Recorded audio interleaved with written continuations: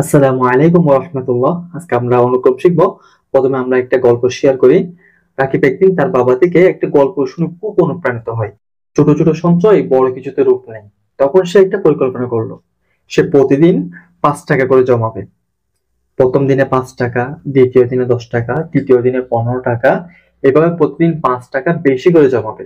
রাকিবের ছোট ভাই রায়হান অবাক হয়ে বলল, তুই তো প্রতিদিন মাত্র 5 টাকা করে বাড়িয়ে দিচ্ছিস, এতে তেমন কি হবে? তখন রাকিব বলল, দেখ, এটা কিন্তু একটা অনুক্রম। আমি একটা নিয়ম ধরে এগুচ্ছি, প্রতিদিন 5 টাকা বেশি করে জমাচ্ছি। এটা 10 দিন পরে কিন্তু অনেক বড় রাউন্ড ফিগার হতে পারে। চলো দেখি আমরা রাকিব 10 দিন পরে কত টাকা জমালো। প্রথম দিন 10 টাকা, 5 টাকা, দ্বিতীয় দিন 10 টাকা, তৃতীয় দিন 15 টাকা। এভাবে চলতে চলতে দশম দিনে 50 টাকা। সুতরাং 10 দিনে মিলে রাকিবের রাউন্ড ফিগার দাঁড়ায় 275 টাকা। এটা সে শুরু করেছিল শুধুমাত্র 5 টাকা দিয়ে, কিন্তু 10 দিন পর এটা কিন্তু অনেক বড় অ্যামাউন্ট হয়ে দাঁড়িয়েছে, তাই না? তখন রায়হান বলল, ওয়াও, তুই তো অনেক টাকা জমিয়েছিস। রাকিব হাসলো, বলল, এই হলো অনুক্রমের জাদু। ছোট একটা নিয়মে বড় ফলাফল। আসলে আমরা কোনো কিছু নিয়মিত এবং ধারাবাহিকভাবে করলে এটা অর্জন কিন্তু অনেক বড় হয়। অনুক্রম আমাদেরকে কোনো কিছু নিয়মিত করতে উৎসাহ দেয়। অনুক্রমের মাধ্যমে আমরা ফলাফল আন্দাজ করতে পারি এবং আমরা এটাকে দ্বারা হিসেবে ব্যবহার করে আমরা ভবিষ্যৎ পরিকল্পনা করতে পারি। যদিও 275 টাকা দিয়ে ভবিষ্যৎ পরিকল্পনা করা সম্ভব না। যদি রাকিব এভাবে 1 বছর চালিয়ে যেতে পারে, তাহলে কিন্তু অনেক বড় অ্যামাউন্ট দাঁড়াবে। তখন কিন্তু সেটা দিয়ে ভবিষ্যৎ পরিকল্পনা করা সম্ভব। আসো আমরা দেখি অনুক্রমটা কি। আমরা আজকে অনুক্রমটা শিখি। 1 2 3 4 5, এটা হচ্ছে স্বাভাবিক সংখ্যা। এরপর আমরা দ্বিতীয় লাইনটা দেখি। 2 4 6 8 10 dot dot dot twice N. এটা এটা কিন্তু আমরা প্রথম লাইন থেকে লিখেছি। কিভাবে লিখেছি আমি একটু দেখাই। এই প্রথম লাইনের সাথে যদি আমি 2 গুণ করি, তাহলে আমরা কিন্তু দ্বিতীয় লাইনটা পাচ্ছি। একটু লক্ষ্য করো, 1 এর সাথে 2 গুণ করলে 2। 2 ইন্টু 2 সমান 4, 3 ইন্টু 2 সমান 6, 4 এর সাথে 2 গুণ করলে 8, 5 এর সাথে 2 গুণ করলে 10। তাহলে আমরা দ্বিতীয় লাইনটা কোথা থেকে পাচ্ছি? প্রথম লাইনের সাথে 2 গুণ করলে, n এর সাথে 2 গুণ করলে টুয়াইস n। আমরা অন্যভাবে এটাকে কল্পনা করতে পারি।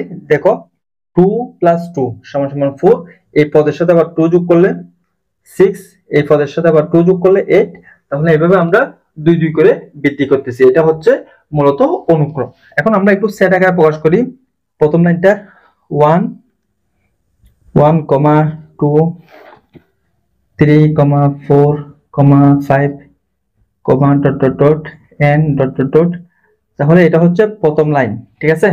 এখন আমরা দ্বিতীয় লাইনটা সেটটা লিখি। 2 4 6 8 10 dot dot dot twice n dot dot dot. এইভাবে চলতে আছে, কারণ অনুক্রম হচ্ছে অসীম পর্যন্ত বিস্তৃত। এটার কোনো শেষ নাই, ঠিক আছে? এটা অসীম পর্যন্ত বিস্তৃত। এটা মূলত হচ্ছে অনুক্রম। এখন আমরা এখানে দেখি যে কোনো একটা পদ, আমরা মনে করো 8টাকে বেছে নিলাম, 8 পদটাকে বেছে নিলাম। এখন এর পূর্বের পদ এবং পরের পদের মধ্যে কোনো সম্পর্ক আছে কিনা একটু লক্ষ্য করি।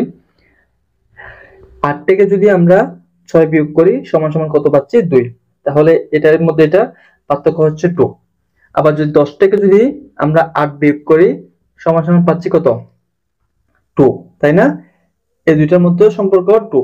তাহলে 6 থেকে 8 এর দূরত্ব হচ্ছে 2 এবং 8 থেকে 10 এর মধ্যে দূরত্ব হচ্ছে 2। এটা মূলত অনুক্রম।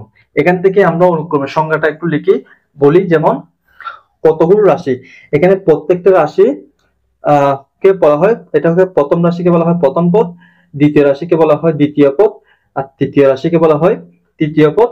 এভাবে কিন্তু প্রত্যেকটা রাশি আলাদা আলাদা পদ ভিন্ন। তাহলে আমরা বলতে পারি কতগুলো রাশি এমন ভাবে ক্রমান্বয়ে সাজানো যে প্রত্যেকটা রাশি তার পূর্বের পদ এবং পরের পদ কিভাবে সম্পর্কিত তা জানা যায়। আমি আবার বলতেছি, কতগুলো রাশি একটা এমন ভাবে সাজানো, ক্রমান্বয়ে সাজানো এমন ভাবে, যাতে করে প্রত্যেকটা রাশি, যে কোনো একটা রাশি তার পূর্বের পদ এবং পরের পদ কিভাবে সম্পর্কিত, এখানে দুটা পদের মধ্যে পার্থক্য হচ্ছে 2, তা জানা যায়। এবং এই সাজানো রাশিগুলোর সেটকে অনুক্রম বলা হয়। এগুলোর সাজানো রাশিগুলোর সেটকে অনুক্রম বলা হয়। তাহলে আমরা এখান থেকে 3টা জিনিস শিখতে পারি: ক্রমান্বয়ে সাজানো, এবং এগুলো হচ্ছে সেট আকারে থাকবে, অনুক্রম সেট আকারে থাকবে, এবং অসীম পর্যন্ত বিস্তৃত। অসীম পর্যন্ত বিস্তৃত। এটাই মূলত আমাদের অনুক্রম। এখানে টুয়াইস এন কে এটা হচ্ছে সাধারণ পদ, এখানে এন হচ্ছে সাধারণ পদ। আমি আরেকটা দিচ্ছি, যেমন ধরো 1 4 9 16 ডট ডট ডট, এখানে সাধারণ পদ কি হবে? এটা হচ্ছে সাধারণ পদ, গ্যাপ হচ্ছে, এরপর আমরা ডট ডট দিয়েছি। তাহলে সাধারণ পদটা বের করো, কিভাবে বের করব? আমরা যদি এখানে স্বাভাবিক সংখ্যা লিখি 1 2 3 4 dot dot dot dot dot dot, এখানে 1 এর উপর স্কয়ার দিলে কিন্তু 1, 2 এর উপর স্কয়ার দিলে 4, 3 এর উপর স্কয়ার দিলে 9, 4 এর উপর স্কয়ার দিলে 16। তাহলে এখানে হচ্ছে এটা হচ্ছে স্বাভাবিক সংখ্যা না, 1 2 3 4 এভাবে যাচ্ছে n স্বাভাবিক সংখ্যা।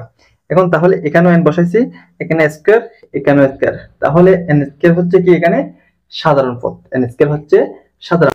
আশা করি অনুক্রমটা তোমাদের ক্লিয়ার হয়েছে। এখন আমরা কিছু গল্পের মাধ্যমে কিছু অনুক্রম শেখার চেষ্টা করি।